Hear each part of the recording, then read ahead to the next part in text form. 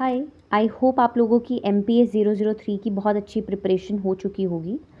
और अगर अभी आप प्रिपरेशन के प्रोसेस में हैं या प्रिपरेशन कंप्लीट हो चुकी है या आपको बिल्कुल ज़ीरो से स्टार्ट करना है तो डेफ़िनेटली ये वीडियो आप सभी लोगों के लिए है। एंड जिसकी बिल्कुल भी प्रिपरेशन नहीं हुई है, don't worry, I am always there for you. मैं बिल्कुल एंड मोमेंट तक आपकी हेल्प जिस तरीके से मुझसे पॉसिबल हो पाएगा मैं करूँगी। तो ये कुछ क्वेश्चन पेपर्स हैं जो कि मैंने आपके PYQs को एनालाइज करके देखा है कि these are the most repeated question and of course the most important questions, जिनको कि इस एग्ज़ाम के लिए पढ़कर जाना ही चाहिए। You can skip anything but you should prepare these questions.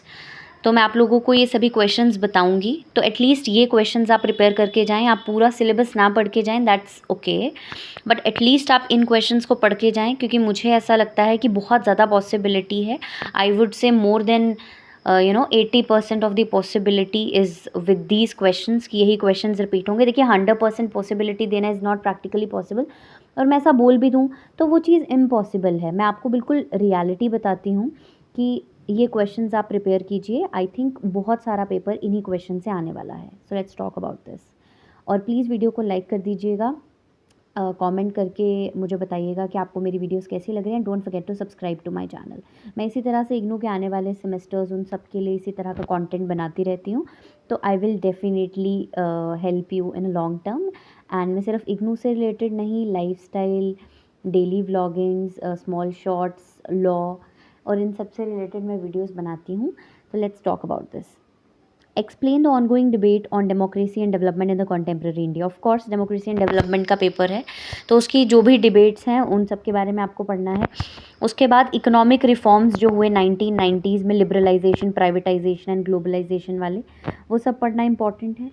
उसके अलावा एवोल्यूशन पढ़ना है आपको, religious politics in India and it's consequences. आपको पता है कि रिलीजियस पॉलिटिक्स इस टाइम पे बहुत ज़्यादा डोमिनेंट है, धर्म के नाम पर लोग वोट मांग रहे हैं, ठीक है। तो ये पॉलिटिक्स आज के टाइम की डेमोक्रेसी में बहुत ज़्यादा प्रोमिनेंट है और इसके क्या कॉन्सिक्वेंसेज हैं, ठीक है, वो चीज़ें आपको पता होनी चाहिए। सस्टेनेबल डेवलपमेंट, ये तो आप क्लास 6 से पढ़ते आ रहे हैं, तो ये तो एक इम्पॉर्टेंट गोल है ही।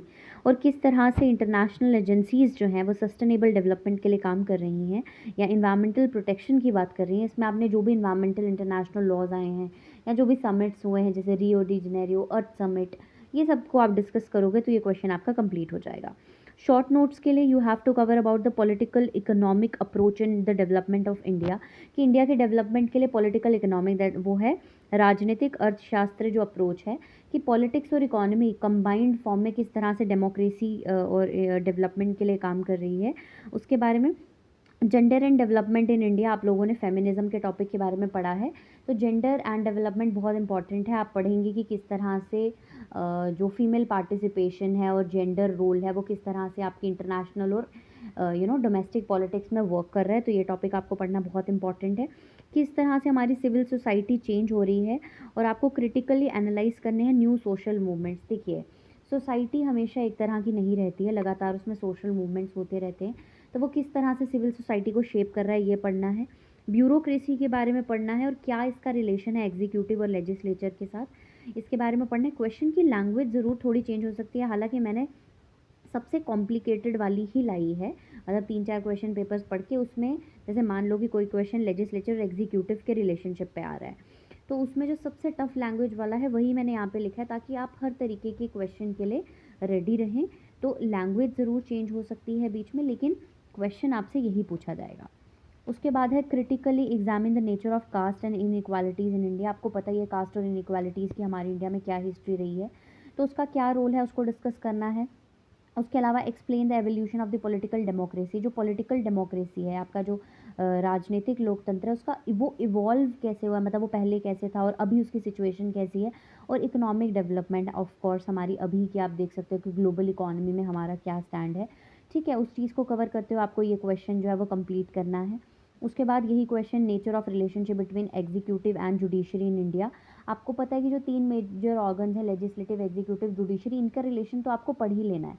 आपको पता है कि legislative, executive, judiciary are the 3 organs of the government which has their separate works and they are separated from each other, तो इनका रिलेशन देख लेना है कि कहाँ पे इनका कोऑर्डिनेशन होता है। उसके अलावा वेरियस डिबेट्स ऑन डेवलपमेंट, यही जो पहला क्वेश्चन मैंने आप लोगों के साथ डिस्कस किया था, कहीं ना कहीं उसी क्वेश्चन को आपको थोड़ा और फ्रेम करके लिखना है। उसके अलावा constitutional rights granted in to the Indian citizen, आपको पता है जो भी फंडामेंटल राइट्स हैं हमारे part 3 of the Indian constitution article 12 से लेकर 35 हमारे पास जो राइट्स हैं उनको आपको डिस्कस करना है। अगेन आपसे पूछा गया explain the LPG process, what is LPG, liberalisation, privatisation and globalisation process.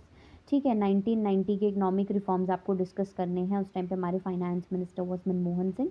तो क्या कुछ चेंजेस आए and how it impacted our Indian economy, ये क्वेश्चन आपको पढ़ना है।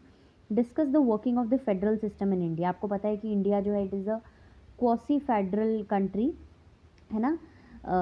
तो इसके बारे में आपको पढ़ना है कि कैसे वो एक फेडरल सिस्टम है, उसकी वर्किंग क्या है, किस तरीके से आपकी डिवीज़न है पावर की। ठीक है, आप लिस्ट्स के बारे में पढ़ सकते हो, यूनियन लिस्ट, स्टेट लिस्ट। तो ये सब सारा टॉपिक जो है वो इसके अंदर आएगा।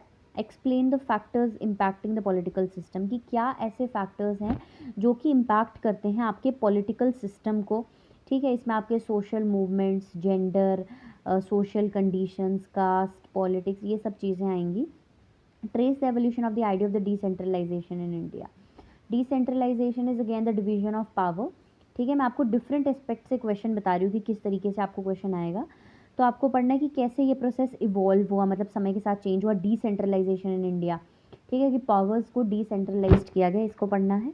शॉर्ट नोट्स पे अगेन आपको पढ़ना है पॉलिटिकल पार्टिसिपेशन इन इंडिया, कि किस तरह से पॉलिटिकल पार्टिसिपेशन है, वुमेन का क्या रोल है। ठीक है, डिफरेंट क्लासेस ऑफ मैन का क्या रोल है, पीजेंट मूवमेंट्स तुम्हारा हिस्टोरिकली आपको पता है बहुत इंपॉर्टेंट है।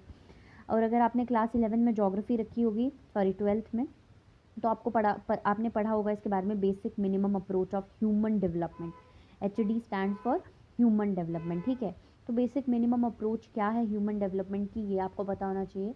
और lastly explain the performance of democracy in India, कि डेमोक्रेसी अगर इंडिया ने जो है वो लाई है तो उसकी क्या परफॉर्मेंस है सिंस इंडिपेंडेंस, की इंडिपेंडेंस के टाइम पर क्या थी और अब क्या है।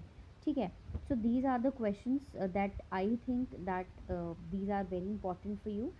सो आप इन्हीं को प्रिपेयर करके जाएं, डेफिनेटली आपका मोर देन 85% क्वेश्चन पेपर जो है वो इसी से आएगा। Don't forget to like, share and subscribe to my channel. Thank you so much.